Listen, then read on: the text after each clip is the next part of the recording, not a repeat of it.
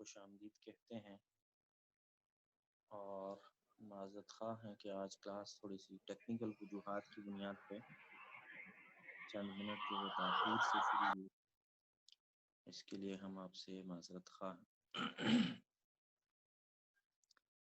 اور اس سے پہلے کہ ہم لوگ کلاس شروع کریں، اس تذکر کا دینا ضروری ہے کہ آپ تمام احباب اپنے کیمرہ کو اور آڈیو کو جو ہے وہ بند رکھیے گا، اس کا تو آپ کو احساس نہیں ہوتا اور آپ کا مائک جب اوپن ہوتا ہے، لہٰذا آپ تمام احباب چیک کر لیجیے اور کوشش کیجیے کہ جب آپ میٹنگ میں انٹر ہونے لگیں تو اس وقت اپنی سیٹنگز میں جو آپ کی آڈیو ہے اس کو آف رکھیں تاکہ جب آپ میٹنگ میں انٹر ہوں تو آپ کی آواز جو ہے وہ درس میں شامل نہ ہو۔ اس تک کو آپ لوگ متوجہ رہیں گے اور ایک دفعہ جب آپ لوگ انٹر ہوتے ہیں کلاس تو دیکھ لیجیے کہ کہیں آپ کی ویڈیو یا آڈیو جو ہے وہ آن نہ ہو تاکہ مزاحمت ایجاد نہ ہو۔ آپ کا دوبارہ شکریہ اور تاخیر سے شروع ہونے کی معذرت۔ شروع کرتے ہیں اپنے آج کی اس سلسلہ مباحث کو۔ اعوذ باللہ من الشیطان الرجیم، بسم اللہ الرحمن الرحیم، وبہ نستعین وهو خیر ناصر و معین، رب یسر ولا تعسر فتمم بالخیر۔ خداوند متعال ہماری آج کی اس گفتگو کو اپنی بارگاہ میں عبادت شمار فرمائے، یہاں پہ بیٹھنا عبادت شمار فرمائے۔ ہم لوگ جو سلسلہ مباحث لے کے چل رہے ہیں، جو ہم لوگوں نے گفتگو کی، وہ ہماری گفتگو اصول عقائد کے باب میں ہے اور ہم لوگ یہ گفتگو کر رہے تھے کہ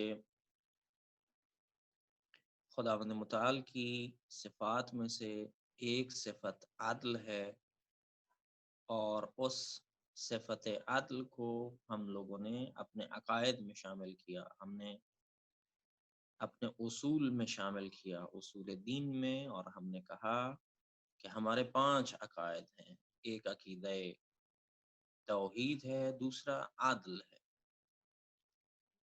تو ہم لوگوں نے یہ کہا کہ کیوں ہم لوگوں نے باقی تمام صفات کو چھوڑ کے عقیدہ عدل کو اپنے عقائد کے اندر شامل کیا۔ تو اس میں چند نکات آپ کی خدمت میں ہم لوگوں نے عرض کیے کہ عدل اس لیے ہم لوگوں نے شامل کیا کہ سب سے پہلی بات یہ ہے کہ تمام کی تمام صفات الہی، ان کی پلٹ اور ان کی بازگشت اور اس کی فاؤنڈیشن یہی صفت عدل ہے، لہذا اس صفت کو ہم لوگ لے کے آئے۔ دوسرا اہم نقطہ یہ تھا کہ عدل ہمارے باقی جو اصول عقائد ہیں ان کا اثبات یا ثابت ہونا مبتنی ہے، بیسڈ ہے اسی صفت عدل کے اوپر، خدا کی عدالت کے اوپر بیسڈ ہے۔ یعنی اگر ہم لوگ نے نبوت کو ثابت کرنا ہے تو خدا کی عدالت کی صفت کی وجہ سے ہم لوگ اس کو ثابت کر پائیں گے، اور اگر ہم لوگوں نے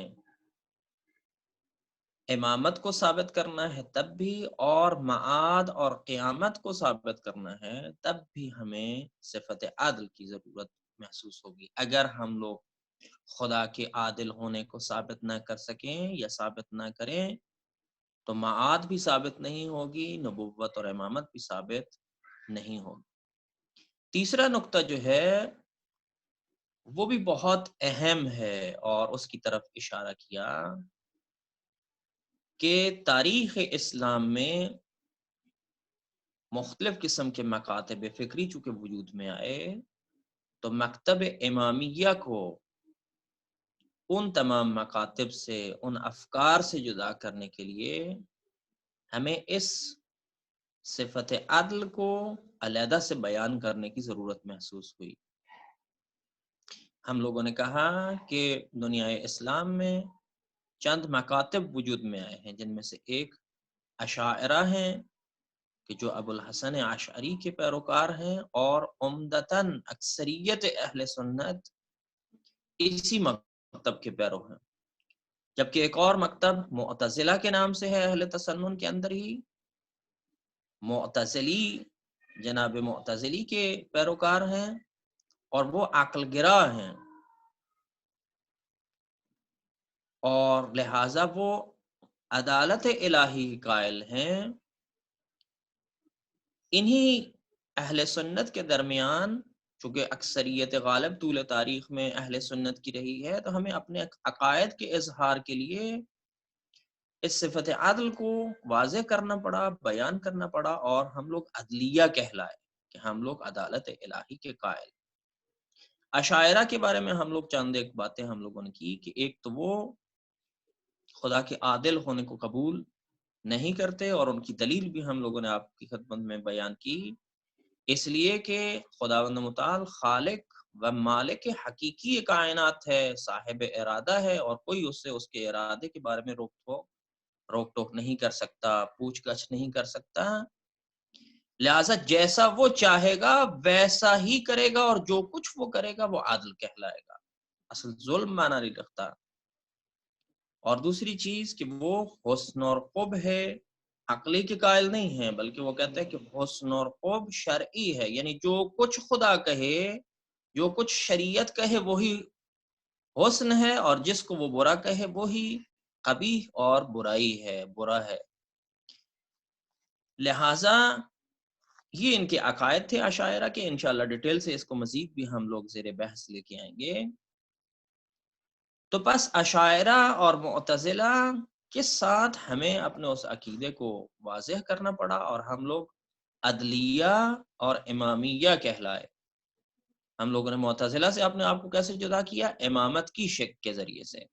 لہٰذا ہمارے 5 اصول ٹھہرے، اصول دین ہمارے 5 ہوئے: توحید، عدل، اس عدل کے ذریعے سے ہم لوگ اشاعرہ اور غیر عدلیہ سے جدا ہوئے، نبوت تمام لوگوں کے درمیان قدر مشترک ہے، سب کے درمیان مشترک ہے۔ اس کے بعد امامت، یہاں پہ ہم لوگ معتزلہ اور دیگر جو مذاہب ہیں، مکاتب ہیں، ان سے جدا ہوئے، اور پھر معاد اکثر مسلمانوں کے درمیان مشترک ہے۔ پس 3 عقائد تمام مسلمانوں کے درمیان مشترک ہیں: توحید، نبوت اور معاد یا قیامت، جبکہ دوسری 2 جو ہیں ہمیں جدا کرتے ہیں باقی تمام چیزوں سے۔ لہٰذا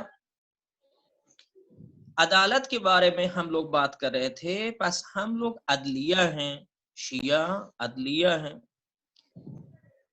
یہاں پہ چوتھی جو چیز عدل کے باب میں ہی ہم لوگوں نے بیان کی کہ اصول دین اور فروع دین کا آپس میں بہت گہرا تعلق ہے۔ فروع دین انہیں اصول دین کے اوپر مبتنی ہوتے ہیں۔ جب ہم لوگوں نے کہا کہ خدا عادل ہے، تو وہ جو انبیاء بھیجے گا وہ بھی عادل ہوں گے، جس معاشرے کی تشکیل اور جو ہدف ہوگا وہ بھی کیا ہوگا؟ عدالت اجتماعی ہوگا۔ لہٰذا جب ہم لوگ اس کو اپنے اصول دین میں لے آتے ہیں، تو یہ ہمارے فروع میں، ہماری زندگیوں میں، ہمارے معاشرے کے اندر بھی وہی عدالت جو ہے وہ سرایت کرے گی اور آگے بڑھے گی، اور جو انبیاء اور ائمہ اور پیغمبر تشریف لائیں گے وہ بھی در حقیقت ایسے رہبر ہوں گے جو عادل رہبر ہوں گے، اور معاشرے کو جو ہے وہ سمت و سو دیں گے عدالت کی طرف۔ اسی لیے ہم لوگوں نے کہا تھا کہ امام زمانہ جب تشریف لائیں گے تو زمانے کو اور معاشرے کو عدل و داد سے بھر دیں گے۔ یہ ہماری مباحث کا خلاصہ تھا۔ آج ہم لوگ اگلی اگلے نقطے کی طرف پہنچتے ہیں کہ ٹھیک ہے عدالت جو اس لیے ہم لوگ عقائد میں لے کے آئے، لیکن سوال یہ ہے کہ عدالت سے مراد کیا ہے، عدالت کا معنی کیا ہے جس کے اوپر ہم لوگ جو بحث کرنے جا رہے ہیں۔ کسی بھی بحث کے اندر جب تک ہم لوگ معنی اس بحث کا نہ کر لیں تو ہمیں مشخص نہیں ہوتا۔ اگر اس کے متعدد معنی ہوں تو مثلا مختلف جو لوگ گفتگو کر رہے ہوتے ہیں تو شاید ان کا معنی اور مراد ایک ہی ہوتا ہے اور بحث کسی اور چیز پہ چلی جاتی ہے۔ لہٰذا پہلے ہم لوگ دیکھ لیں کہ وہ معنی کیا ہے جس کے اوپر ہم لوگ گفتگو کرنے جا رہے ہیں۔ تو عدالت کے دو معانی ہیں عمدتاً، ان میں سے پہلا معنی عام اور وسیع ہے، اور دوسرا معنی جو ہے وہ نسبتاً خاص ہے اس معنی عام کے۔ بس دو معنی ہیں، ایک معنی عام اور ایک معنی خاص۔ اچھا وہ معنی خاص کیا ہے اور وہ معنی عام کیا ہے؟ تو پہلے ہم لوگ معنی عام کو دیکھ لیتے ہیں، اس کے بعد معنی خاص کو دیکھیں گے۔ عدالت سے مراد یہ ہے کہ جو وسیع معنوں میں ہے کہ وضع الشیء علی محلہ، ہر چیز کو اس کے مقام کے اوپر قرار دینا۔ بس معنی وسیع اگر لکھنا بھی چاہیں تو آپ لوگ لکھ سکتے ہیں کہ ہر چیز کو اس کے مقام کے اوپر قرار، جو بھی اس کا حقیقی مقام ہے اس مقام کے اوپر اس چیز کو جو وہ قرار دیا جائے۔ لہٰذا اس معنی کے تناظر میں اگر ہم لوگ دیکھتے ہیں تو ہم لوگ یہ کہتے ہیں کہ پوری کائنات عدل کی بنیاد پہ قائم ہے، عدل کی بیسس کے اوپر پوری کائنات جو ہے وہ بنیاد رکھی گئی ہے اس کی۔ یعنی اگر ہم لوگ دیکھتے ہیں بدن انسانی میں تو مقام آنکھ کیا ہے کہ اس کو اسی جگہ پہ قرار دیا جائے۔ اگر اس کو مثلا سر کے پچھلے حصے میں قرار دیا جاتا تو یہ کیا ہوتا؟ ظلم ہوتا۔ یا انسان کے بدن کے اندر جو دانت رکھے گئے ہیں، ان دانتوں کے اگلے حصہ جو ہے وہ باریک ہے جبکہ پچھلا حصہ جو ہے وہ چپٹا ہے۔ اگر ان آگے والوں کو پیچھے رکھ دیا جاتا اور پیچھے والوں کو آگے رکھ دیا جاتا تو یہ ظلم ہوتا۔ کیوں؟ کیونکہ آگے سے کاٹا جاتا ہے، پیچھے چبایا جاتا ہے۔ اب پچھلے والے اگر آگے ہوتے تو یہ ظلم ہوتا۔ کیوں؟ کیونکہ جب ہم لوگوں نے کاٹنا ہے تو وہ کٹ نہ سکتا، اور پیچھے جب جاتا تو جب ہم لوگ چبانا چاہتے تو چبایا نہ جا سکتا۔ لہٰذا یہ کیا تھا؟ ظلم تھا۔ یا مثلا اسی طرح سے کائنات کی دیگر چیزوں کے اندر اگر ہم لوگ جاتے ہیں، مختلف قسم کے جانوروں کو دیکھتے ہیں تو جو رینگنے والے جانور ہیں ان کو جو غذا دی گئی ہے وہ بھی رینگنے کے اندر سے دی گئی ہے، اور جو جانور پانی کے اندر رہتے ہیں ان کو غذا بھی پانی کے اندر سے مہیا کی گئی ہے۔ ایسا نہیں ہے کہ وہ پانی کے اندر سے باہر تشریف لائیں اور وہاں پہ آ کے جو ہے اپنی غذا کو جو وہ ڈھونڈیں، اور اگر باہر آئیں گے تو وہ مر جائیں گے۔ لہٰذا ہر چیز کو اس کے مقام کے مطابق، اس کی ضروریات کے مطابق پوری کائنات کے اندر اس نظام کو جو وہ تخلیق کیے گئے، یعنی جو چیز اس کی ضرورتیں ہیں، جو اس کی ڈیمانڈز ہیں، وہ اس کو مہیا کی گئی ہیں، وہ بھی عدل ہے۔ یا اسی طرح سے نظام شمسی کے اندر اگر ہم لوگ دیکھتے ہیں کہ نظام شمسی کے اندر سورج جو ہے وہ ایک مدار میں موجود ہے اور اس کے گرد جو ہے وہ سیارے جو وہ گھوم رہے ہیں، ان کے اندر وہ جاذبہ اور دافعہ ہے۔ اگر تھوڑا سا بھی وہ جاذبہ اور دافعہ اس نظام کو درہم برہم کر دیا جائے تو کیا ہو جائے گا؟ وہ آپس میں یا ٹکرا جائیں گے یا دور ہو کے سرد ہو جائیں گے۔ عدل ہے، یعنی ہر چیز کے اندر جو اس کا مقام ہے اس کے اوپر اس کو جو ہے وہ قرار دیا گیا ہے۔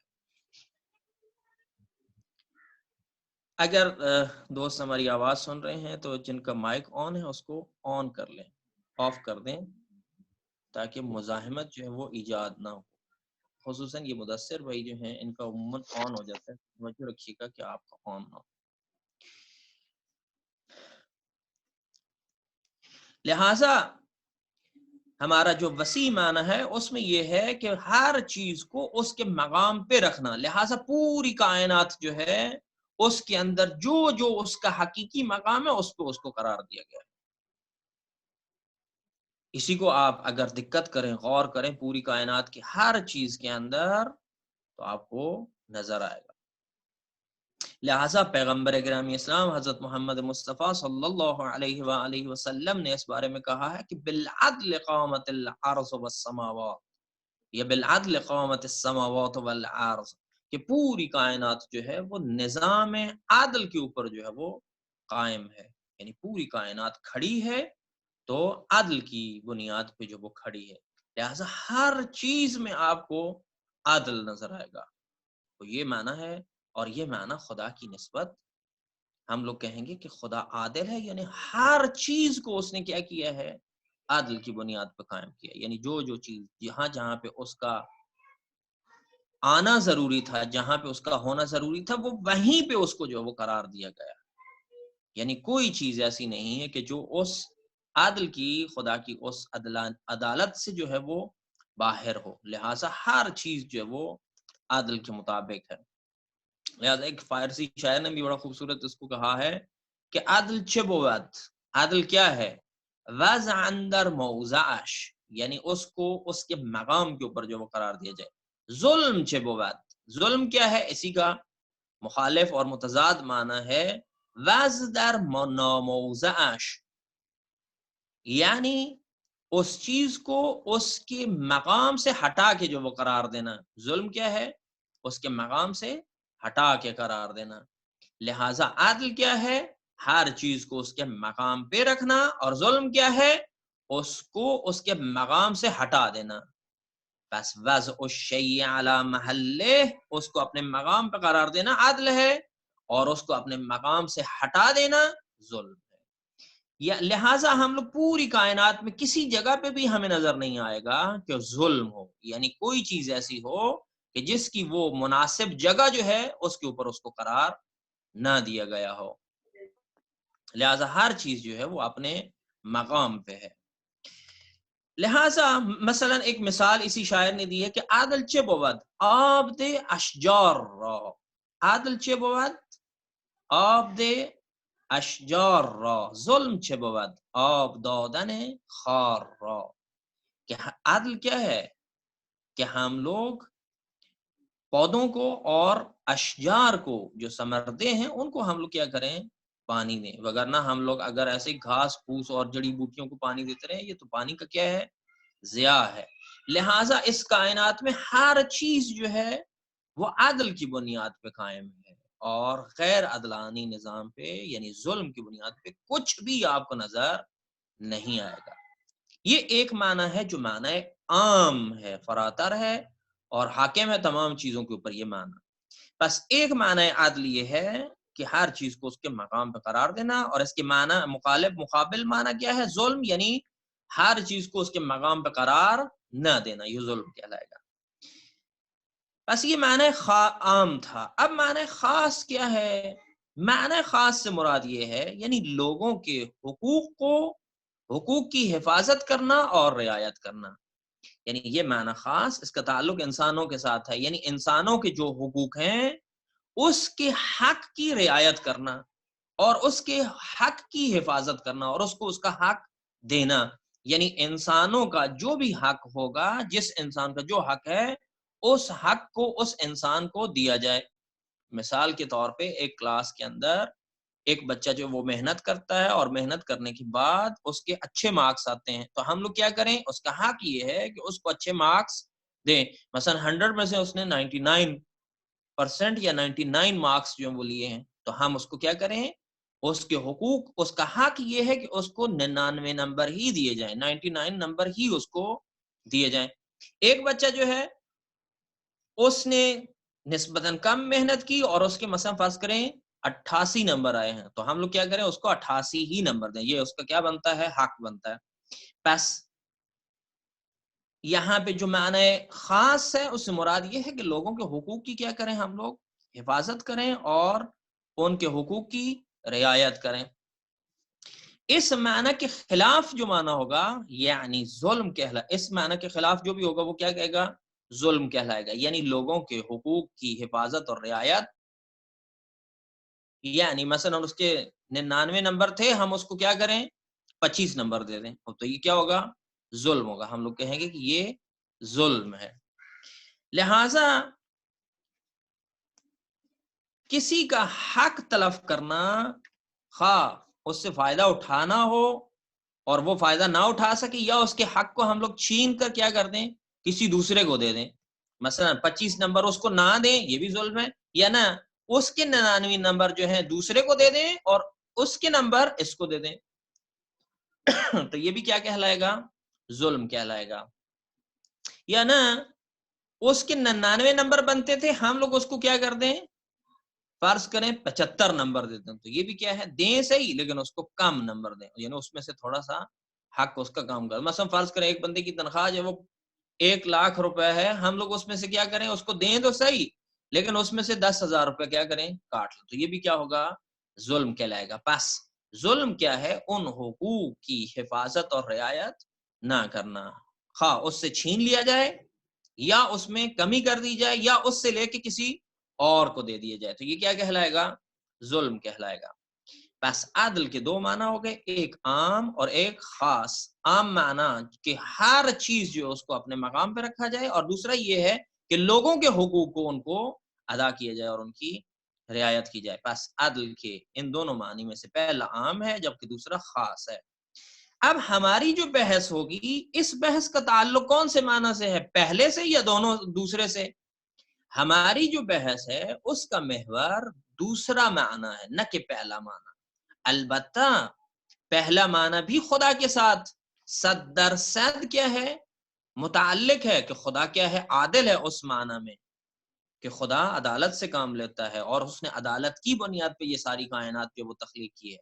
یہ معنی 100% خدا سے تعلق رکھتا ہے، دوسرا بھی 100% خدا سے تعلق رکھتا ہے. لیکن ہم لوگ جو بحث کریں گے، ہماری بحث کا محور جو ہے وہ دوسرا معنی ہوگا، یعنی معنی خاص ہوگا، یعنی لوگوں کے حقوق کی حفاظت اور رعایت کرنا، کہ آیا خدا لوگوں کے حقوق کی حفاظت اور رعایت کرتا ہے یا نہیں کرتا. یہ ہماری جو ہے وہ بحث ہوگی.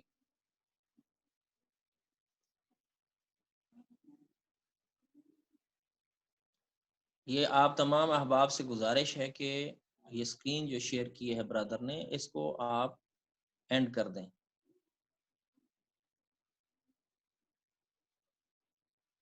اور کوشش کریں کہ یہاں پہ ٹیسٹنگ نہ کریں، کسی اور میٹنگ کے اندر جب آپ لوگ تو اس کو آپ لوگ جو وہ سیکھ سکتے ہیں.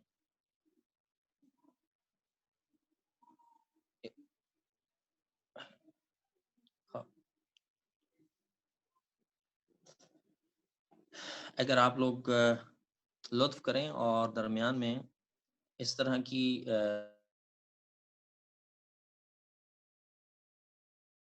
تبدیلیاں ہیں اپنے سسٹم میں، وہ نہ لے کے آئیں. کوشش کریں کہ درس کو سنیں، اور اگر آخر میں آپ کو کسی چیز کی شیئرنگ کی بھی ضرورت ہو تو ہم آپ کو الاؤ کریں گے، آپ لوگ کر سکتے ہیں. لیکن درمیان میں آپ چیزوں کو چیک کرنے کی کوشش نہ کریں. بعد میں اگر آپ لوگوں نے سیکھنا ہو تو تب بھی ہم آپ کو اس کے بارے میں گائیڈ کر سکتے ہیں کہ کیسے آپ اس کو استعمال کر سکتے ہیں سافٹ ویئر. خب لہٰذا ہماری جو گفتگو ہے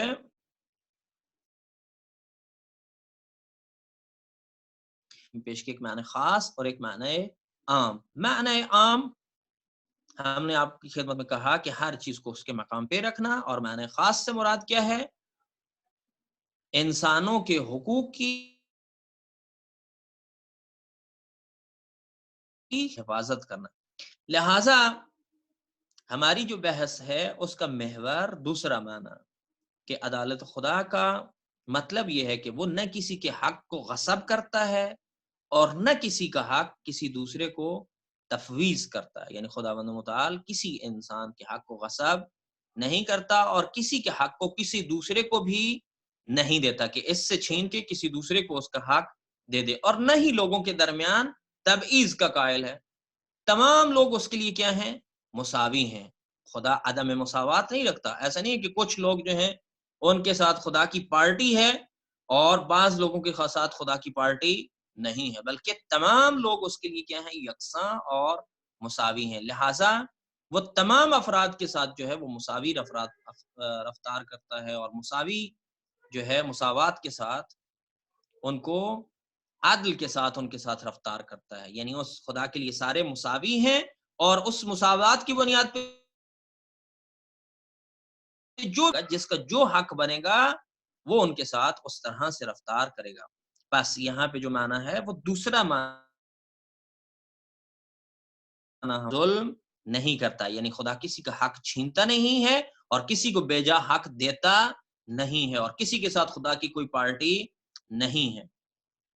یہ ہے خدا کا معنی کہ جو ہماری بحثوں کا محور رہے گا. لہٰذا اس معنی کو، ان دونوں معنوں کا آپ سے خواہش ہوگی ہماری کہ آپ ان دونوں معنی کو لکھ لیں کسی جگہ پہ.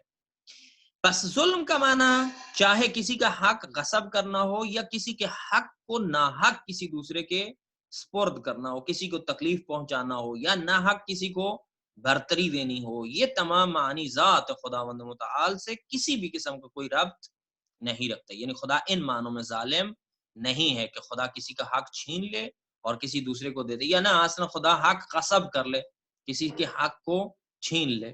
پس وہ ذات پاک کبھی نیک کاموں کے کرنے والوں کی نیکی کو ضائع نہیں ہونے دے گی. یہ وہی بحث ہے کہ جو کل ہم لوگوں نے کی اور ابھی اس کی طرف اشارہ کریں گے. تھوڑا سا اشارہ کیا تھا کل. پس خدا کسی کی نیکی کو ضائع نہیں کرتا. اگر کسی نے اس دنیا میں ذرہ برابر بھی نیکی کی ہے تو اس کو اجر ملے گا، اور ذرہ برابر بھی اگر اس نے برائی کی ہے تو اس کا بھی اس کو اجر ملے گا. اور خدا کسی کی نیکی کو ضائع نہیں کرتا. کسی کے گناہ کا مواخذہ کسی بے گناہ سے نہیں کرتا کہ اس نے گناہ کیا ہے تو اس کا مواخذہ جو وہ ساتھ والے سے کر لے. ایسا خدا نہیں کرتا. اور نہ ہی خشک و تر پر کیا کرتا ہے، ایک ہی حکم لگاتا ہے. مثلا ایک معاشرے میں 100 بندے جو وہ ظالم ہیں تو 10 بندے جو ہیں وہ نیک ہیں، تو ایسا نہیں ہوگا کہ وہ ان 10 کو انہی کے زمرے میں ڈال دے اور 110 کو کہے گا ان سب کے اوپر کیا کر دیا جائے، اسی آگ میں جو ہے وہ جلا دیا جائے. ایسا خداوند متعال نہیں کرتا. لہٰذا اگر ایک قوم یا معاشرے میں ایک شخص کے علاوہ تمام افراد بدکار اور گناہگار ہوں، تب بھی خدا اس ایک فرد کا حساب جو ہے تمام قوم سے کیا رکھے گا، جدا رکھے گا. البتہ بعض اوقات یہ ہو سکتا ہے کہ دنیا کے اندر اس محدودیت کی وجہ سے اس کے اوپر کچھ جو ہے وہ عذاب آ جائے، لیکن وہ حقیقی معنوں میں کہ جو حقیقی دنیا وہاں پہ اس کا حساب جو وہ جدا رہے گا. یعنی ایسا نہیں ہے کہ وہ کیا کرے، اسی لاٹھی سے جو اس کو بھی ہانکے جس سے باقیوں کو جو سزا دی. جبکہ یہاں پہ اس معنی کے ذیل میں اشاعرہ کی نظر جو وہ بڑی امپورٹنٹ ہے، کہ جس کے مقابلے میں ہم لوگوں نے اس بحث کو کیا کہ اشاعرہ کا یہ عقیدہ ہے کہ اگر خداوند متعال، خداوند عالم تمام پیغمبروں کو دوزخ میں ڈال دے اور تمام بدکاروں اور جنایت کاروں اور گناہ کاروں کو جنت میں داخل کرتے تو یہ ظلم نہیں ہوگا. کیوں؟ کیونکہ ان کا عقیدہ جو ہے اس چیز کی اجازت دیتا ہے. انہوں نے جب یہ کہا کہ خدا ظالم اور عادل اس کے بارے میں معنی نہیں رکھتا، تو یہاں پہ وہ کیا کہیں گے، اگر خدا چاہے کہ امام حسین کو مثلا فرض کرے نعوذ باللہ، امام حسین کو اٹھا کے چاہے یا تمام انبیاء کو چاہے کہ وہ ان کو جہنم میں ڈال دے اور تمام بدکاروں کو، فرعون، نمرود، یزید، ان تمام کو اٹھا کے کہاں پہ لے جائے، جنت میں لے جائے. تو آپ کے عقیدے کے مطابق جناب اشاعرہ، کیا ہم لوگ کہہ سکتے ہیں کہ خداوند متعال یہ نہیں کہہ سکتا؟ ہم کہیں گے نہیں، خدا جیسا چاہے کر سکتا. اگر خدا یہ کرنا چاہے تو کر سکتا ہے. کیوں؟ کیونکہ جو کچھ وہ کرے گا وہ عادل ہوگا. لہٰذا ان کے عقیدے کے مطابق یہ ہے کہ یہ کیا ہے، عین عدالت ہے. چاہے تو وہ کر سکتا ہے، چاہے تو تمام گناہگاروں کو معاف کر دے، چاہے تو تمام کے تمام نیکوکاروں کو پکڑ لے اور ان کو مواخذہ کر دے. خب یہ خدا کر سکتا ہے، لیکن ہمارا یہ عقیدہ ہے کہ خدا ایسا نہیں کر سکتا. اور یہ نظر جو ہے ہمارے جو ہے وہ بہت ہی بےہودہ قسم کی نظر ہے اور ناقابل قبول نظر ہے کہ خدا چاہے وہ کیا کر سکتا ہے، نیک لوگوں کو بھی اٹھا کے جہنم میں ڈالنا چاہے تو جہنم میں ڈال سکتا. خب ایسا نہیں کرے گا خدا متعال. لہذا یہ معنی ہم لوگوں نے آپ کی خدمت میں بس 2 معنی ہم لوگوں نے بیان کی، ایک معنی عام، ایک معنی خاص. ایک نقطہ یہاں پہ تذکر اور بھی ضروری ہے، وہ ہے مساوات اور عدالت کے درمیان فرق. عموماً ہم لوگ کہتے ہیں کہ عدالت کا کیا معنی ہے تو فوراً ہی ہمیں جواب ملتا ہے یعنی مساوات، جبکہ ایسا نہیں ہے. مساوات اور عدالت میں فرق ہے. مساوات کیا ہے یعنی سب کو برابر رکھنا، مساوی رکھنا، مساوات یعنی مساوی ہونا، یعنی تمام لوگوں کو کیا کریں، مساوی ان کے ساتھ ہم لوگ رفتار کریں، یعنی برابری کی سطح پہ رفتار کریں۔ خب یہ بعض موارد میں تو ہو سکتا ہے کہ عدالت ہو، لیکن ہر جگہ پہ مساوات عدل نہیں ہوتی۔ مثلا ایک کلاس میں سب لوگ ایک ہی لیول کے ہیں اور ایک ہی سطح کے ہیں، ایک ہی جتنی محنت کرتے ہیں اور ایک ہی ان کا رزلٹ ہے۔ اب مثلا ان کو کھانا دینا ہے، مثلا ان کی ضرورت بھی اتنی ہے، کھانا دینا ہے، تو سب کو ہم لوگ کیا کریں گے، ایک ایک روٹی دے دیتے ہیں یا دو دو روٹیاں ان سب کو دے دیتے ہیں۔ لیکن ایک جگہ پہ ایک گھر میں مثلا ایک والد صاحب ہیں جن کا سن بڑا ہے، ایج بڑی ہے، طاقت بڑی ہے، ان کا بدن بھی بڑا ہے، ان کو 5 روٹیوں کی ضرورت ہے، جبکہ ان کی والدہ جو ہیں وہ نسبتاً نحیف ہیں، کم کھاتی ہیں، ان کو 2 روٹیوں کی ضرورت ہے۔ جو بچے ہیں ان میں سے ایک کو آدھی کی ضرورت ہے، ایک کو ایک ایک کی ضرورت ہے۔ اب ہم لوگ کیا کریں، ٹوٹل ہماری روٹیاں جو ہیں وہ 5 اور 2 7 اور 2 9 ہو گئی۔ اب 9 کو ہم لوگ کیا کرتے ہیں، مساوی سب پہ تقسیم کرتے ہیں، چھوٹے کو بھی اور بڑے کو بھی، والدہ کو بھی اور والد کو بھی۔ تو یہ کیا ہوگا، یہ مساوات ہے لیکن عدالت نہیں ہے، کیونکہ والد صاحب کیا رہ جائیں گے، بھوکے رہ جائیں گے، اور وہ جو بچہ ہے اس نے وہی آدھی روٹی کھائے گا اور باقی کیا ہو جائیں گی، ضائع ہو جائیں گی۔ تو یہ کیا ہے، عدالت نہیں ہے، مساوات ضرور ہے۔ یا مثلا دریا کے اندر سمندر میں ایک بہت بڑی وہیل مچھلی ہے، اس ویل مچھلی کا دماغ جو ہے ہم لوگ چھوٹا سا کیا کر دیں، لگا دیں۔ کیوں؟ کیونکہ چھوٹی مچھلی کا دماغ جو ہے وہ بھی اتنا ہی ہے۔ اور یہ مساوات ہے لیکن عدالت نہیں ہے۔ بس عدالت کیا ہے، یعنی ہر ایک کو جو اس کا مقام ہے وہاں پہ اس کو قرار دیا جائے، جبکہ عدالت کیا ہے، یعنی سب کو مساوی رفتار کی جائے۔ اس کی ایک اور مثال، مثلا کلاس میں ہم لوگ کیا کریں، تمام بچوں کو اچھے اور برے، جو زیادہ محنت کر رہے ہیں اور جو محنت نہیں کر رہے، سب کو ہم لوگ کیا کر دیں، مثلا 80 مارکس دیتے ہیں، کہیں کہ نہ اس سے زیادہ نہ اس سے کم، سب کو کیا کر دیتے ہیں، 80 مارکس دیتے ہیں۔ 80 مارکس دینے سے کیا ہوگا، جو بالکل کمزور طالب علم ہے اور جو بہت ہی لائق طالب علم ہے، ان کے درمیان مساوات تو آپ نے قائم کر دی لیکن عدالت قائم نہیں ہوئی۔ عدالت کب ہوگی، جب جو محنتی بچہ ہے اس کو اس کی محنت کے مطابق اگر اس کے 99 بنتے ہیں تو ہم لوگ 99 اس کو دیں، اور اگر اس کے 20 بنتے ہیں تو اس بچے کو ہم لوگ 20 دیں۔ یہ کیا ہے، عدالت ہے، لیکن مساوات نہیں ہے۔ لہٰذا ہمیشہ عدالت اور مساوات مساوی نہیں ہوتے، ایک معنی نہیں ہے، بلکہ ان دونوں کے معنی متفاوت ہیں۔ بس ہر جگہ پہ عدالت اور مساوات ایک معنی نہیں رکھتے۔ عدالت کا معنی یہ ہے کہ ہر ایک کو اس کا مقام دیا جائے، اور مساوات یہ ہے کہ سب کو مساوی جو ہے وہ ٹریٹ کیا جائے۔ اس عالم طبیعت میں عدالت سے مراد یہی وسیع تر معنی ہے کہ اگر ایک ویل مچھلی کو جس کا وزن تقریباً 1 ٹن ہے، اس کا دل ایک چڑیا کے مطابق ہم لوگ جو وہ لگا دیں، تو ایسا نہیں ہے۔ عدالت سے مراد کیا ہے کہ اس کو اسی ویل مچھلی کی ضرورت کے مطابق جو ہے وہ دل دیا گیا، اور چڑی کو چڑیا کے مطابق دیا گیا ہے۔ لہٰذا یہ عدالت ہے، مساوات نہیں ہے کہ جس کی جتنی صلاحیت، استعداد اور لیاقت ہے اس کو اتنا ہی عطا کیا گیا ہے۔ یہ ایک نقطہ تھا۔ وقت ہمارا تقریباً ختم ہو چکا ہے۔ آپ تمام احباب کا بہت شکریہ کہ آپ لوگوں نے تحمل سے اس کو سنا، اور انشاءاللہ ہم لوگ آمادہ ہیں کہ آپ لوگوں کے سوالات کو جو ہے ان کو سنا جائے، اور پھر ایک دفعہ شکریہ ادا کریں کہ آپ لوگ بڑی خوبصورتی کے ساتھ احسن انداز میں ان مباحث کو سن رہے ہیں۔ شاید بعض اوقات جو ہے وہ مباحث سنگین ہو جاتی ہیں، مشکل ہو جاتی ہیں، لیکن آپ لوگ تحمل کرتے ہیں اور سوالات جو ہے وہ کرتے ہیں۔ والسلام علیکم ورحمۃ اللہ وبرکاتہ۔ سوالات کے لیے دوبارہ جو ہے وہ میٹنگ میں آپ لوگ شامل ہوئیے گا، کیونکہ وقت جو ہے اس کا ختم ہونے والا ہے، لہٰذا آپ تمام احباب دوبارہ میٹنگ میں انٹر۔ والسلام علیکم ورحمۃ اللہ۔